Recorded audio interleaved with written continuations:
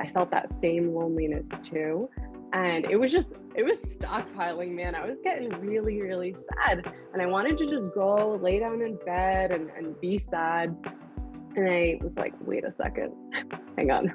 WWAD, what would Avery do? And I thought about it. That's how we need to start reframing how we think about mental health as something that we all have and we all need to maintain in the way that we maintain our physical health. The puppy's like in utero, so we'll see if it's really cute and if it's really an angel. And I noticed myself experiencing like this increase in anxiety the more that we spoke about the dog and how it would sort of shift the way that we were going to be living our lives and planning out our year. And my urge in that moment was to withdraw. You can be watching something that allows you to feel seen, or you could be watching something that really is just hurting your self-image. And so checking in with yourself and getting a sense of like, is this actually bringing me joy?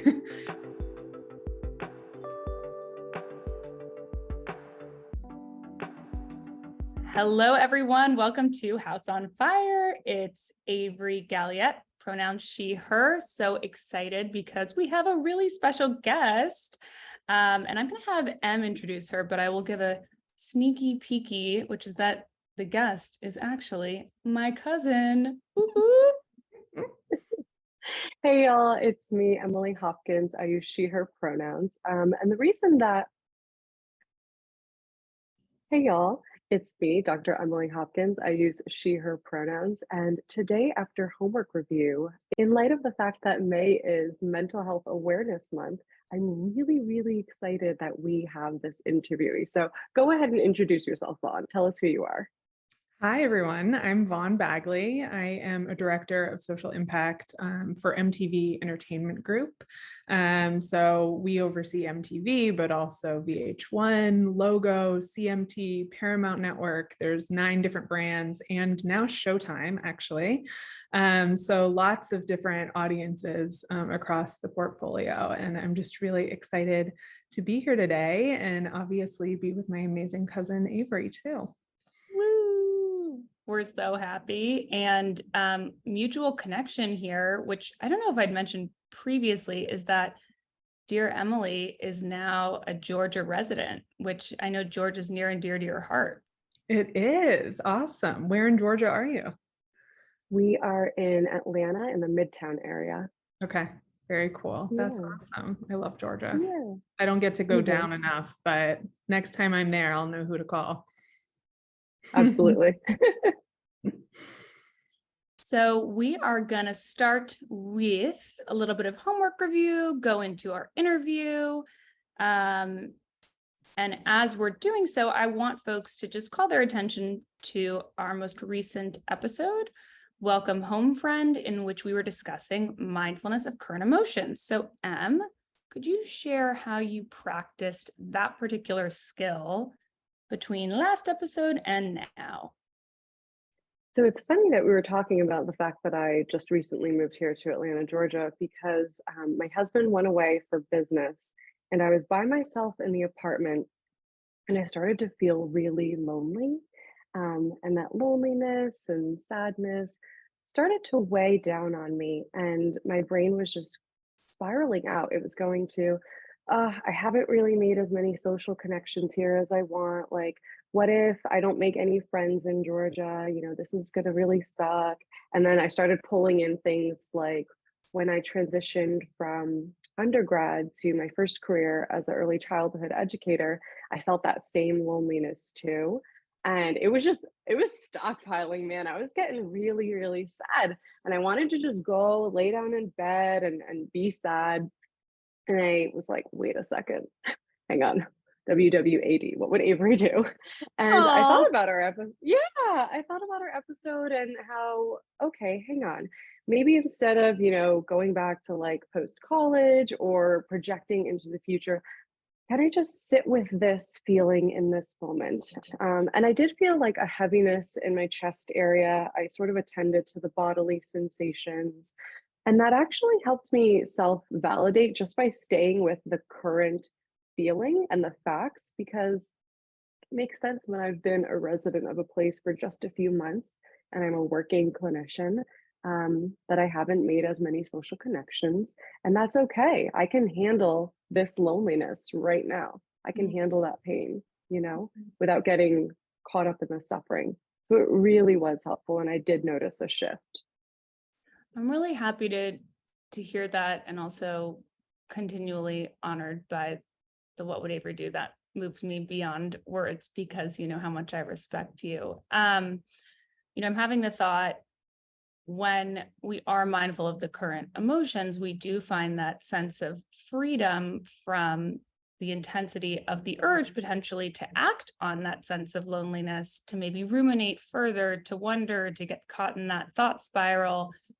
And noticing those physical sensations, did you see or notice within yourself the emotion going down as you leaned into the emotion? How did that go?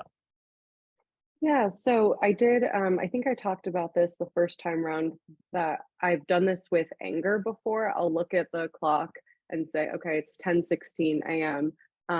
Let me sit with this feeling and see how long it takes to go down, right? So I would like attend to my heartbeat, because when I'm angry, it races fast. This, I was similarly attending to the feeling of heaviness in my chest. I looked at the clock and I was like, all right, let's just see. I'm just gonna sit here. And I sat there, and yes, it lifted. That weight did eventually lift, and it wasn't permanent. And I learned that I can feel loneliness and it's not going to be catastrophic. I can feel loneliness and not self-identify as a loner, Mm, or, act on that urge to stay in bed, which is only going to fuel that further, right? And right. really exacerbate the feeling. So yeah, it absolutely lifted, which was nice. That's Uncomfortable, but freeing. true. And it sounds like it moved that more rigid thinking of like, I think and feel, therefore I am, into something more dialectical of, okay, I can tolerate this. And it is not a reflection of who I am, how I show up at every single moment of the day, as much as it can feel like that in the moment. Totally. I have an example from actually last night. And I had a different one previously, but this was just so intense that I figured, why not raise it? Um, my partner and I were discussing getting a puppy. We've put a deposit down on a really cute little angel. I mean, I have no idea. The puppy's like in utero, so we'll see if it's really cute and if it's really an angel. And um, I noticed myself experiencing like this increase in anxiety the more that we spoke about the dog and how it would sort of shift the way that we were going to be living our lives and planning out our year. And my urge in that moment was to withdraw, was to exit the conversation immediately, because it was so uncomfortable and intolerable, and it would just be better to not. And instead, I took a moment and I just said, hey, can I have just a beat? And using a little bit of that stop skill, stopping, taking a step back, I just observed what was going on. I was sort of labeling the anxiety, the level of intensity. I tuned into where it was. It was in my throat, my chest, and I actually put my hand over my chest, just offering myself some soothing touch. And I did that for, I don't know, like 3 minutes. And then I was ready to return to the conversation because I wasn't as activated. And I also proved to myself, hey, we can feel anxiety, and it doesn't mean we need to walk away from what's happening here. And I feel good about it. That's awesome. First of all, this is a really exciting, like, new adventure that you and your partner are taking to get the puppy. So yay, I'm excited for you. And oftentimes with that excitement, anxiety can accompany it. And I think you named it beautifully, the urge to avoid, the urge to withdraw. And, I'm too overwhelmed. I can't even talk about this right now. And it's kind of something I've heard you say before, the difference between avoiding something altogether versus taking a mindful pause, being Mhm. aware of your emotions, and then coming back to it. And that's so important. I'm really glad that using mindfulness of current emotions was helpful in that sense. Absolutely. And it's helpful for my relationship with my partner, because I'm excited about this puppy and I'm anxious about what may or may not change. So a dialectic at play. All right, I want to get to. All right, so let's get to the main event here, Vaughn. Thank you so much for listening to our homework review. Why don't you start off by telling our listeners what is it that you do in your role as the director of social impact? Yes. So we have kind of two sides of our house. Where I sit, we really focus on leading campaigns to activate our audiences to take meaningful actions on social issues. So that could be mental health. It's our biggest priority at the moment. It could be civic engagement, trying to get young people out there to vote, not only in messaging to push for that action, but also to think about how do we actually make those actions more accessible to the people that we're trying to reach.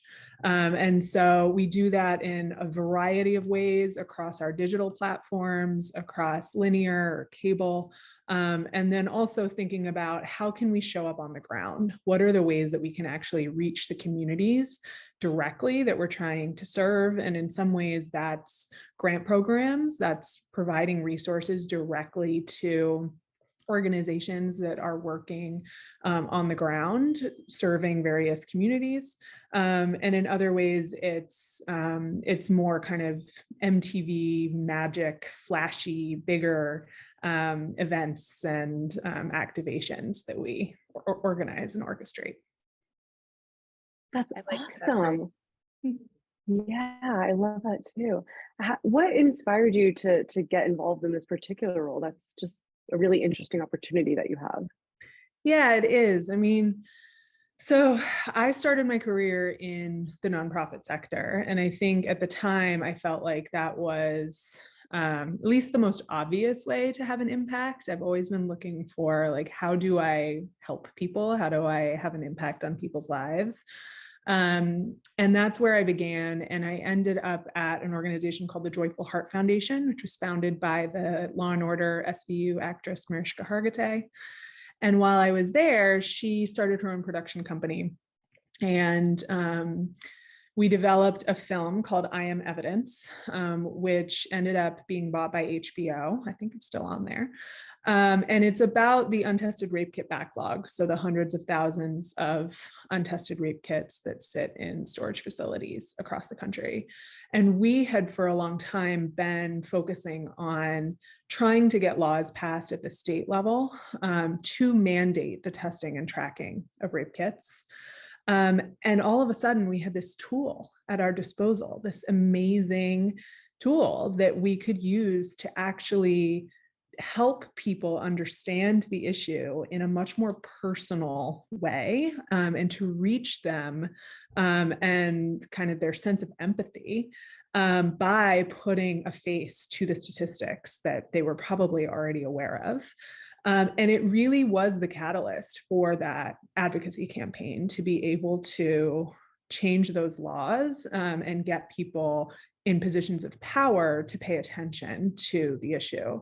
So for me, it was like, oh, this aha moment of media and storytelling and entertainment can have this huge impact on people's lives, but on changing their hearts and minds, but even more importantly, on these tangible ways, such as, getting laws passed. And so I ended up getting my MBA and focusing on storytelling and media as a tool for impact, was looking at nonprofits, was looking at media companies, and MTV has really been putting social impact at the forefront of its work from the very beginning. And so it was an organization, a brand that I looked at very closely, and then a position came up. So I got very lucky. I have followed you throughout your life and throughout your career. Yep. And, watching your trajectory, I'm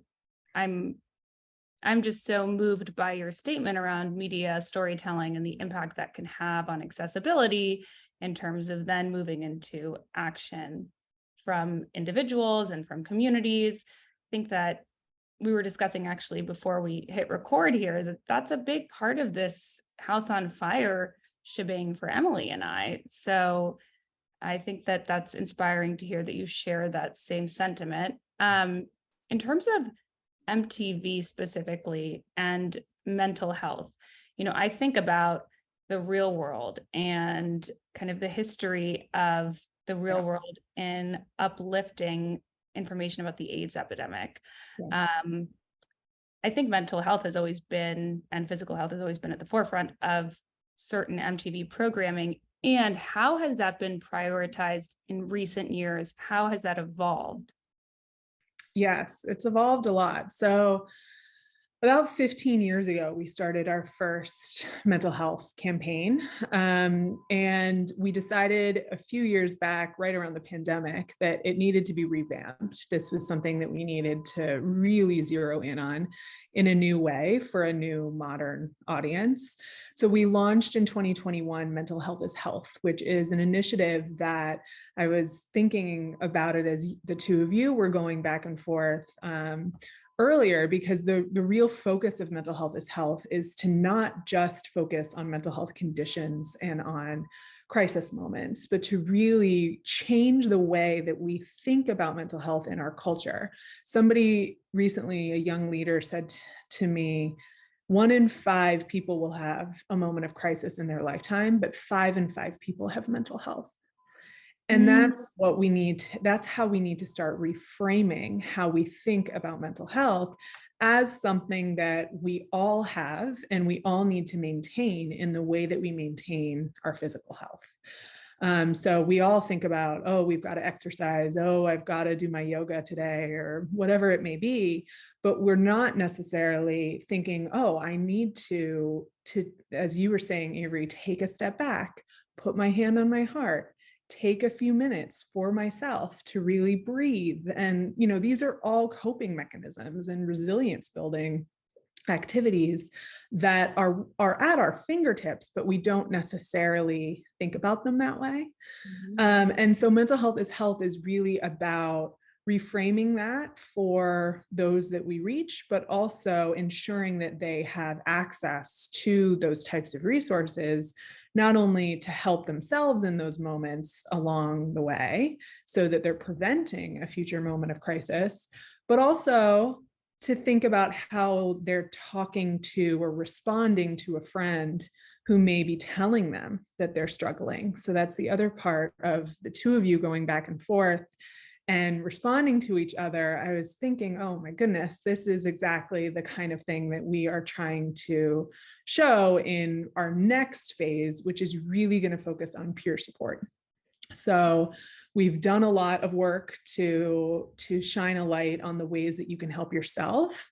But what we're finding is that 84% of young people say that they will go to a friend first when they're struggling, but 70% of those friends don't know how to respond or are feeling like they lack the confidence to respond. Are they responding effectively? Are they making it worse? These are all questions in their mind. And so we want to give them a sense of empowerment of, okay, this is a situation that you may find yourself in, and this is how you can validate your friend's situation. You can listen, you can help refer them to resources, whether it be professional help or, more kind of tangible everyday mechanisms that they can begin to employ in their daily lives. That's awesome. I actually was checking out the website mentalhealthishealth.us a little bit earlier today. And I see that right on top, there's a button that says for you, and then for a friend. So underneath, when you click for you, it has I'm feeling, and it has a list of various emotions, and then I'm experiencing. And it just goes through things like a loss, breakups, social media struggles, so that someone can click in and find resources for that particular challenge. In the other section where it says for a friend, I love that it has signs to look out for that might indicate a person is struggling. And how can I help? So I wanted to ask Vaughn, are there any other hidden gems on this site that you would like to highlight for our viewers and listeners? Yeah, and I'm glad that you noticed that, because that For a Friend page in particular is going to be something that we are really leaning into and building out over these next months and years.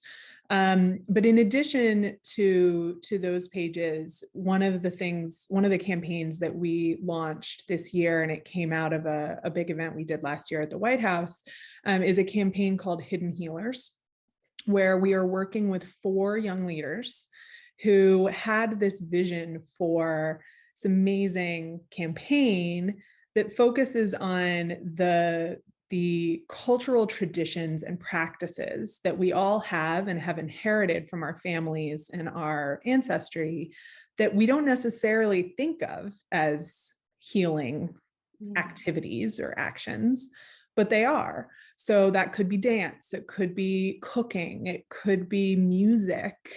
There's, a wide variety, poetry. But they really, and it came actually from one of the young leaders talked about, he is Muslim, and talked about praying 5 times a day and how that is a mental health action for him. And he wishes others had something similar, and they do, but are they using it? And so Hidden Healers is a campaign that we started back in November for Native Peoples Month. We did a video then with an influencer who talked about hoop dancing as a hidden healing activity for him. We had in Black History Month some musicians talking about the power of music and what that does for their mental health, et cetera, et cetera. And we're going through, it's a full year campaign, but on the Mental Health is Health website, there's actually a redirect. If you go to hiddenhealers.org, it takes you to a subpage of Mental Health is Health that has specific resources for all of these different communities. Mm-hmm. So podcasts and apps that are geared towards Native youth or Black youth, et cetera. It also there's an ability to sign up for free 5, I think it is, free sessions with a therapist if you are a BIPOC youth. There's the Native text hotline. If you're Native, you can text that hotline whenever you need support or want to talk to someone, get that peer-to-peer interaction. So there's a lot there that I think is incredibly helpful, because it's geared specifically towards who you are and how you identify, so that you have a cultural response that is hopefully appropriate and exactly what you need in that moment. Yeah, I mean, the importance of identity affirmation and culturally informed care is so massive. And I think that statement around, I mean, we absolutely are putting a million links everywhere when we're promoting this episode, and in particular those 5 free sessions. I mean, that's huge. The level of gatekeeping that exists within access to mental health professionals is something that I think is, as a social worker, one of the reasons why I came into this space, both to destigmatize and increase access. And I'm wondering, little pivot here. There's a lot. So Emily and I work with a lot of parents, and we work with a lot of parents of young kids and teens, and media consumption is something that is, I would say, understatement, distressing to some of these parents. And I'm wondering, how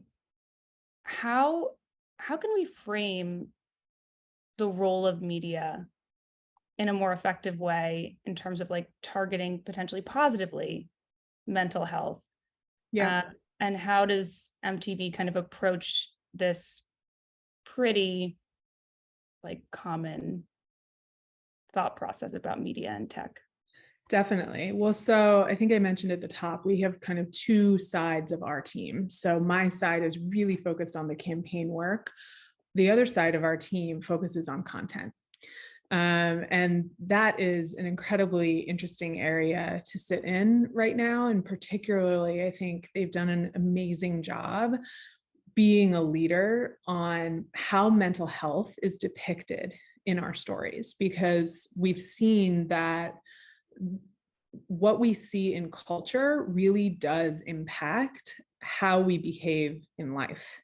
So, for another non-mental health example, how you see government officials and public servants in media. If you're looking at Kevin Spacey as what the president does and how he behaves, why would you vote for that? You're not necessarily going to go out and vote if that's really your perception.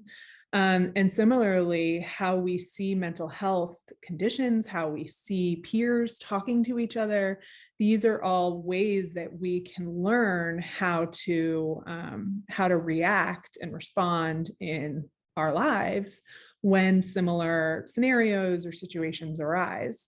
And the breadth and depth of mental health storylines in our entertainment has not been there, has not been deep enough. And so our team founded a coalition a couple of years ago that specifically is geared towards focusing on how do we diversify the storylines that we see in our entertainment? How do we think about expanding beyond those crisis points and mental health conditions and talking about all points along the mental health continuum? And how do we actually show the positive too? How do we think about not just, oh, this is a difficult and challenging situation and end it there, but how do friends react? How do those people cope? Showing the coping mechanisms and the resilience building is really important too, because people then can emulate that. And so they created something called the Mental Health Media Guide, which now has been used to provide workshops across MTV Entertainment, across Paramount, which is our parent company, but also beyond, because there's a lot of other media companies that have signed on and been involved in this. So hopefully we will see over the coming years, as more and more of these scripts come to life, a lot more mental health stories that really do provide a sense of the full breadth of what we see in reality. And I think with social media and media as a whole, I mean, when we look at what we consume, everyone's different. And, you can be watching something that allows you to feel seen, or you could be watching something that really is just hurting your self-image. And so checking in with yourself and getting a sense of like, is this actually bringing me joy or is it bringing me sadness, is something that is really hard to do when you're a kid and a teenager on these platforms. But hopefully as parents and teachers and those in positions of support, we can help these young people deal with how to figure it out, because we never had to deal with it. I never had social media when I was in high school. So it's like, I feel like I was the last generation that really was able to grow up without it. And now, I mean, thinking about my future children, I'm like, oh my goodness, like, I don't know, hopefully by then we will have figured out a way to regulate it better. But it just, right now, it's all about self-regulation. And I have to say, I think it's incredibly admirable that MTV is taking on this responsibility and this accountability to assess content, knowing that it is hard for an adolescent to ask themselves that question of, okay, is this helping or is this hurting as I'm consuming, a certain episode of a TV show, for example. And so I love that they're taking steps to show the other side of the mental health continuum, as you said, because we hear a lot about the contagion effect of all the negative portrayals of mental health and mental health crises. But you're right, we don't see that other side where peers are offering support, validation. Right. not as common to see someone taking steps to, use their DBT skills or to go to therapy. Actually, there was a show, I want to say it was called like She-Hulk, where they talked about someone using a DBT practice in there, and I just thought, oh yes, that is so cool. This Yeah. is the side that we don't see as often, and it's so important. So I just really have to take my hat off to you folks because that's such important work. So thank you very much for doing that. Thank you. No, I mean, I think it's incredibly important how we perceive these issues directly directly reflected in how we see what we're consuming in culture. And so, the content that we put out, it matters. We have to be responsible in how we think about it. And what we can do on our end, we're not the showrunners, we're not the creators, but we can help inform and connect them to the right experts in the field who also, of course, can advise and provide feedback along the way. Yeah, this was like 2 years ago. I was listening to The Daily on my morning commute every single day, and I noticed, wow, this is making me feel really depressed. Mm-hmm. And it was only after like a month and a half of following a particularly kind of horrible news story that I made that connection. And I would say that I'm relatively mindful of my consumption of media. Yeah. And another podcast rec, Los Culturistas came into my life unexpectedly, and that makes me really happy. So balancing Michael Barbaro with Matt Rogers and Bowen Yang, that synthesis of, I want to know what's happening in the world, and there's a point where I need to withdraw and remove myself from an unhealthy consumption of news media that's not serving me right now. Right. And being able to recognize that it's not serving you in this moment, but maybe it will be tomorrow. Yes. Is half the battle. Mm-hmm. So I was doing a little bit of research on you before having you join us today. And I saw that you partnered with the Biden administration last year for the White House's Mental Health Youth Action Forum. Can you tell us a little bit about that? Yes, I can. It was probably the most challenging, but also most rewarding piece of my career to date. So we brought 30 young leaders from across the country who had all done amazing work in their various communities on mental health and on driving actions amongst their peers, whether that be some of them were TikTokers and creators, and so their communities were really more online. Others had their own nonprofits or their own mental health apps and companies, and were doing more work on the ground in their communities. And we brought them all together for a 6-week program to really ask them to think about, how do you use storytelling and media to drive your peers to take mental health actions? Because who better to reach young people with mental health messaging than other young people? And so they came together, they kind of put themselves in groups based on their interests and ideas. And they presented those ideas at a forum in DC last May. And also were able to participate in a onstage conversation with Dr. Biden, with the Surgeon General, Dr. Murthy, who has really made mental health a huge priority for his office. He has a book on loneliness that is amazing. And then Selena Gomez, who has also talked very publicly about her own mental health struggles. And so it was an amazing, perfect day. The president even came and surprised them when he heard how wonderful they were. So that was unexpected. And what came out of that was those presentations were made to a room of brands, of media companies who could potentially help to make those ideas real. And so Hidden Healers, the campaign that I mentioned that we've been working on, those 4 young leaders presented that idea at the forum.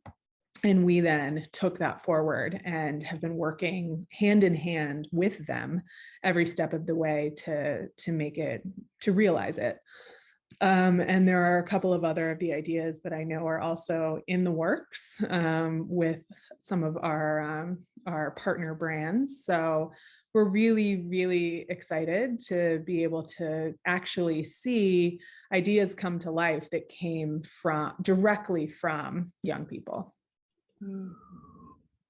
So, I mean, I think about participatory action research and how impactful that can be. I mean, the voices of community members, that's the key ingredient to impacting change. And it's data driven, that statement. I mean, when we have youth communicating to other youth, that's where we're going to see that change. And MTV amplifies these voices that otherwise, I mean, when I was a teenager, I was struggling with particular mental health concerns and I had no freaking idea where to turn, what to do. Yeah. And it's so empowering that on the kind of other side of worrying about our future children and their consumption of media, that, oh, wow, look at these resources that were not available when we were growing up. Totally. Agreed.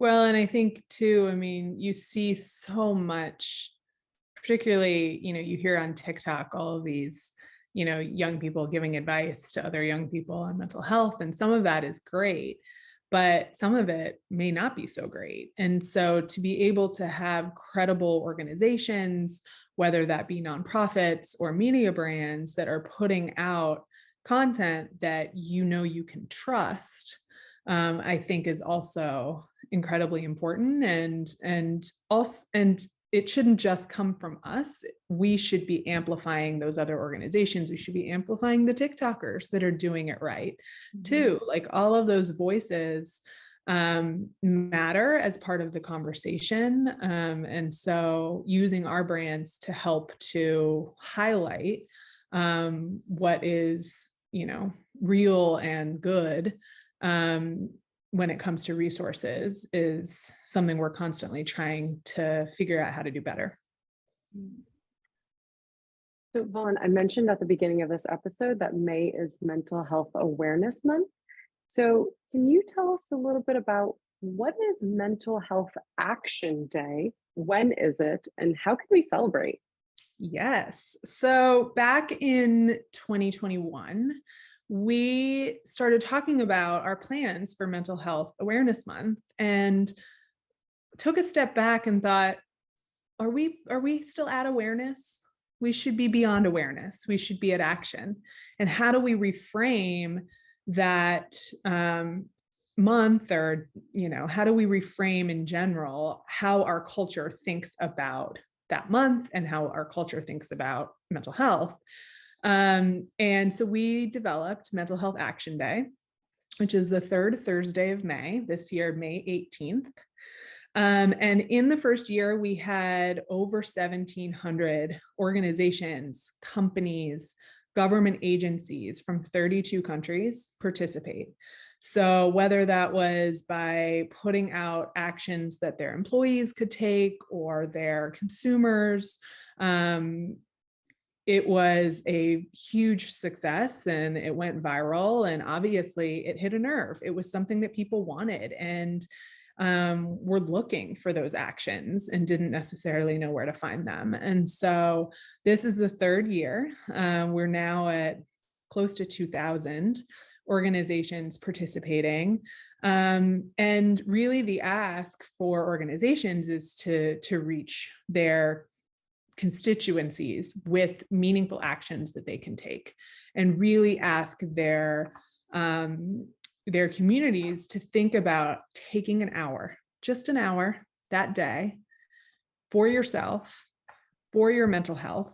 Do something that works for you. It doesn't have to be, it's not one size fits all. It's really, somebody might want to take a walk, someone else might want to meditate. That's okay.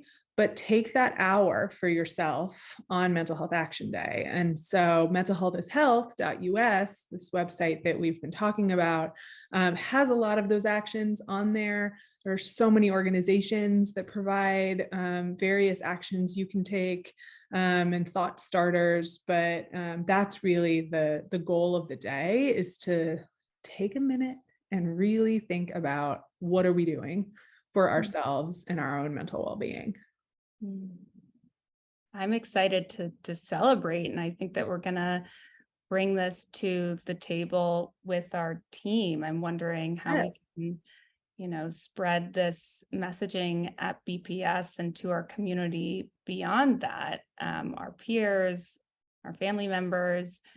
Quick cue for you. Any plans for a continued partnership with the Biden administration?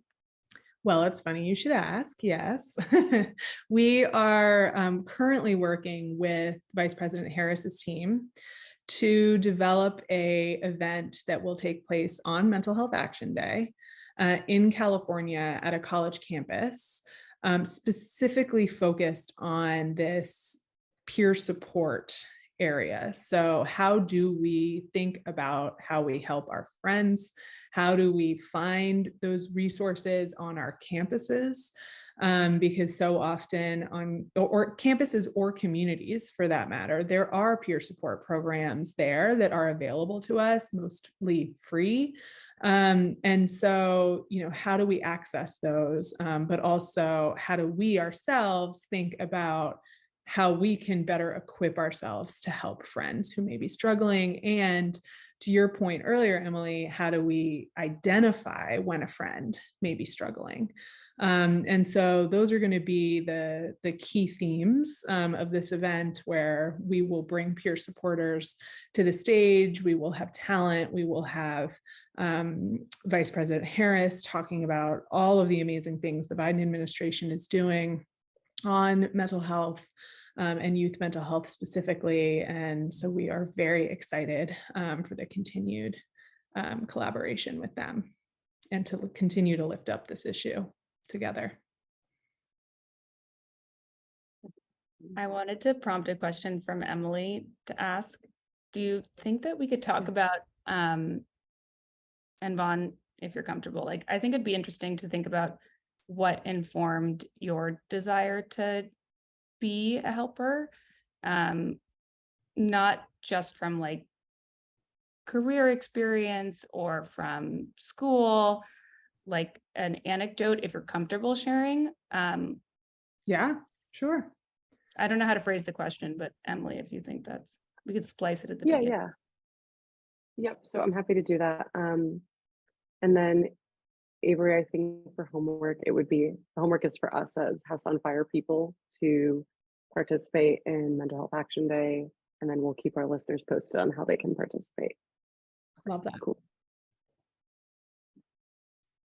So Vaughan, I know from my experience as a psychologist that for me, there was a personal journey toward that motivated me to be a helper essentially. And I'm curious if that is the case for you as well. Yeah, I mean, I think, I get this question a lot, why do you do social impact work, really? Or why did you feel called to this? And I think there's two quotes that always come to mind for me. One, my grandmother always used to say, "To whom much is given, much is expected." And I think, that's always in the back of my mind.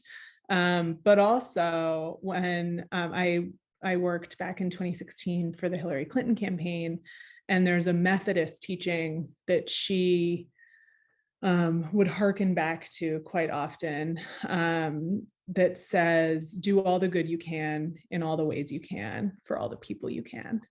And I think ultimately those two kind of pieces of wisdom are really what guides me. I've always felt compelled to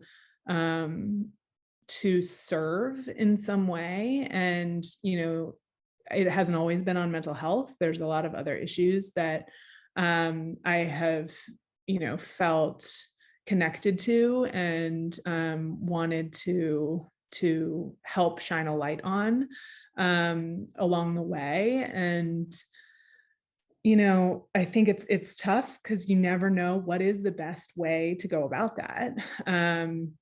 Is it one-on-one? Is it, the masses?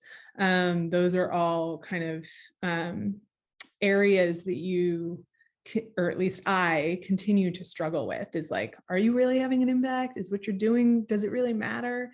And I think everybody has those moments in this field. But ultimately, I think what we are doing matters because we are doing our best to reach as many people as we can. And, we are reaching somebody. So getting those stories, getting those moments of impact, even if they are one-offs here or there, really can help to continue to drive me forward. Absolutely. And I think to what you said earlier about it's not a one size fits all approach, whether we're practicing our own self-care and our own mental health advocacy and action at the individual level, or if you're a professional. You don't have to be a psychologist, you don't have to be a social worker. You can be the social director, Yeah. or the director of social impact rather. And there's a lot of different ways to get the message out there and to support. And I think that is something to really uplift, because no matter who you are, whether you are a friend, whether you're an educator, right? Educators can absolutely have profound impacts on youth mental health. So I say we do the best we can with what we have. And clearly you have this incredible skill set. Thank you. Yeah, I mean, it's I think it's one of those things where as we go through our lives, we continue to evolve as people and also figure out new ways that we can have that impact, that we can have that reach. And maybe that's just with the people in our own communities, our neighbors, our friends, and to have that, but then to also have a career focused on purpose, I think feeds me. Yeah. Yeah. Those quotes always, I mean, this is an aside. I just tear up hearing you talk about Hillary, just thinking about Hillary in general. Clearly there's like some remaining unresolved trauma that I need to address from Yeah, me too. the entire last 7 years. Okay, so let's wrap up. Okay. Vaughan, so much fun to see you in this space and in all others. I'm really grateful for your time, and I'm so happy that you and Emily have made the connection as well, and that our listeners are going to get to connect with all of your information around Mental Health Awareness Month, Action Day, Mental Health is Health. There's so many great resources that we're going to share with everybody, and homework assignment: celebrate Mental Health Awareness Month by participating in Mental Health Action Day on May 18th. Yes. Awesome. Thank you so much for having me. This has been so wonderful. And it's just so great to be able to have these conversations with two people that are so well versed in this space and so thoughtful about the approach. So really excited. Thank you. Bye.